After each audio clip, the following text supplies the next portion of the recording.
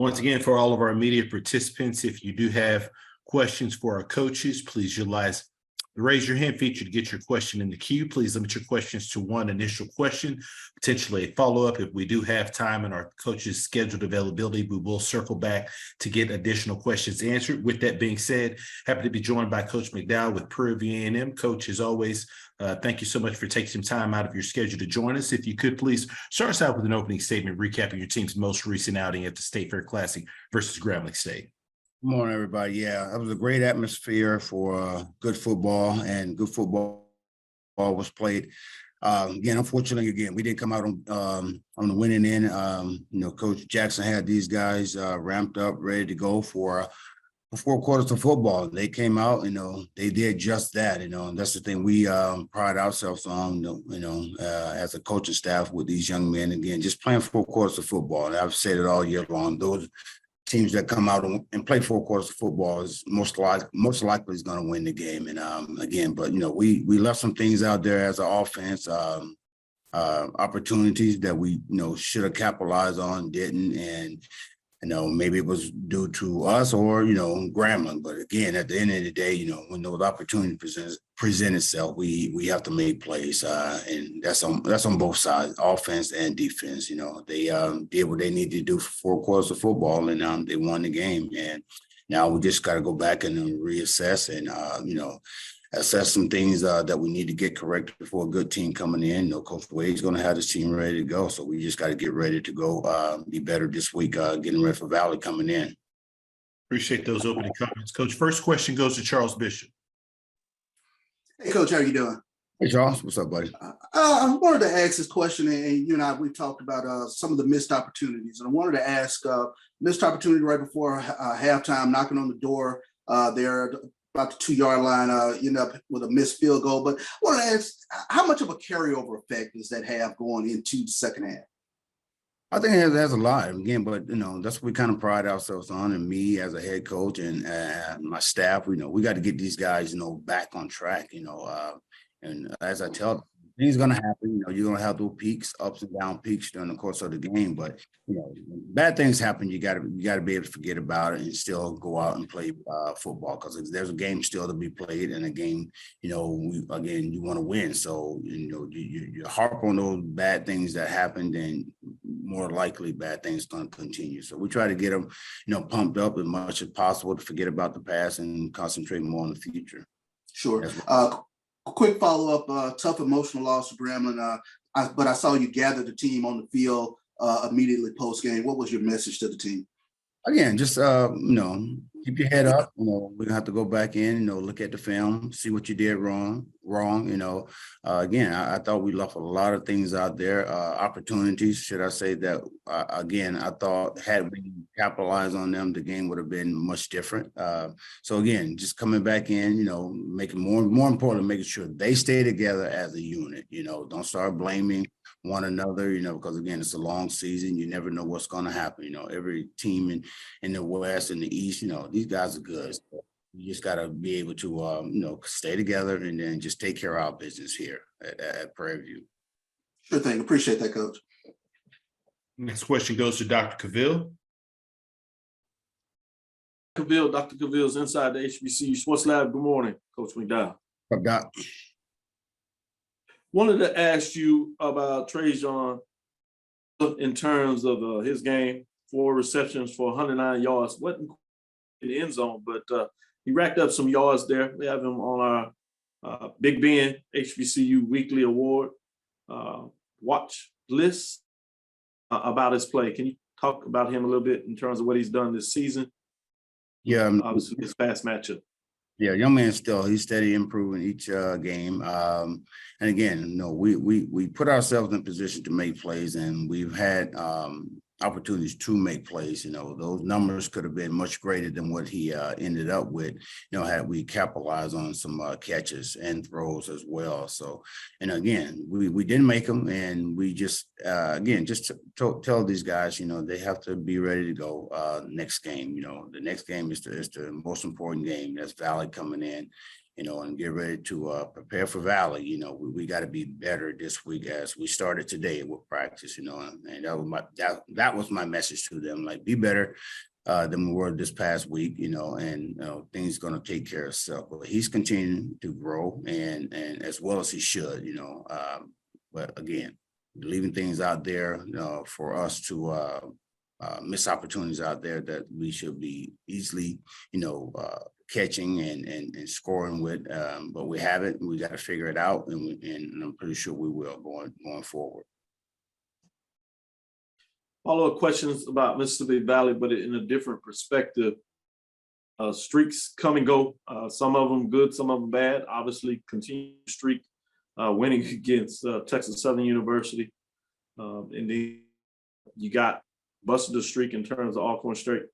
The Braves getting the win on the road there. You come back, but then the streak stops against Grambling. Now you have an opportunity with Valley coming in there, and they've kind of been in the years in terms of getting it done. What are your thoughts in general? Just go different ways in terms of what do they think about streaks of coming off of big wins, tough losses, or multiple years over different years, different coach at the helm at Valley, but what are your thoughts overall in terms of components, win streaks and losing streaks? I mean, streaks are what they are. I mean, good or bad. And I mean, it depends on the player. I mean, it depends on the team, how well they get up for it. Some guys get up for it, some guys don't, it doesn't bother them because they just look at that. The next game is the game that they have to win. And that's what we try to strive our guys to understand, streaks are streaks, and as you pointed out, we was up on Grambling, the last 5 years, but now that streak is over. And the reason why that streak is over again, if you don't go out and play football the way you're capable of playing, that streak can end or it can continue. So we know that, hey, we have issues with the Valley teams and Mississippi teams. So we know Coach Wade gonna have these guys ready to go, man. And as I said all year long, guys, we got some great coaches. You hear other coaches talk about, in the SWAC, from both sides, and you just never know what team is going to show up. But again, in order for you to be successful as a team, you got to go out and prepare yourself each week, to play this team like a championship team, man. Because again, they can come in and win at any time, and shoot, as we did. We went and won against Alcorn. So, we got to be able to just take care of ourselves, take care of business like we're capable of doing, and we're gonna be okay. Do not take anybody for granted, because again, if you do that, once again, you'll find yourself on that losing end. Thank you, Coach. You're welcome, Doc. Andrew, do I have opportunity for one follow-up question, quick question? Absolutely. Coach, want to follow up specifically on Valley. They've kind of started slow in terms of the ability to score, whether it's running the ball or through the air. What are your thoughts in terms of getting some momentum in terms of the start of the game in this particular matchup against Valley?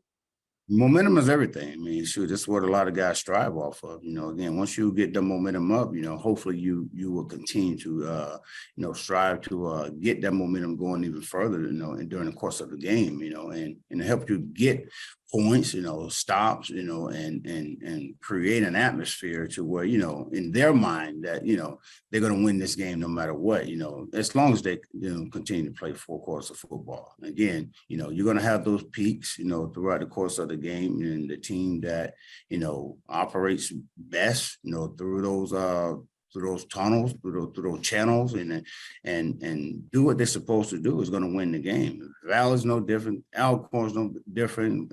Fram's no different. Prairie View's no different. Every team that goes out there and play against one another, they have, they want to do their very best to win the game. So again, just going forward, they just got to be able to concentrate, make plays that they're supposed to make, those opportunities, and again, we've been in games where we had, from week 1 to week 5, opportunities that we missed that would, solidify a win, or in some cases, have more points on the board than that we ended up with. But again, it's about those guys getting ready to go out week after week, and play the team that's coming up, play them better than they played the team last week, prepare themselves better than they prepared last week in order for us to win this game. Thank you, Coach. Good luck this weekend. I look forward to the matchup. Thanks, Doc. Last question goes to Kyle Mosley. Hey, Coach, how you doing, sir? What up, Mo? All right. I may have missed this part, but what was your message to your team after the loss? Again, just stay together. We played a good game. We played a good team. They just played 4 quarters of football better than we did. They brought it to us at the end, and we didn't. So again, my main point was to them was, again, just stay together. The season is not over with. Again, we lost that game. Game that, again, I thought we would have capitalized on some plays. It would have been a much different game. Not saying we would have won it, but again, I thought the score would have been much better than what it showed. So again, my point to them always, through these peaks and valleys, which we're going to have in football, stay together as a team. And if we continue to do that, we're going to be okay. And they've been doing that. They showed it against Texas Southern. They showed it against Alcorn. Unfortunately, the outcome wasn't what we wanted in last week. But again, long season, so they got to stay together. They got to get back, ready to go, prepare themselves, get ready for a good team coming in. Thank you, Coach. Thank you. Coach McDowell, as always, we sincerely appreciate your time. Look forward to speaking to you again next week.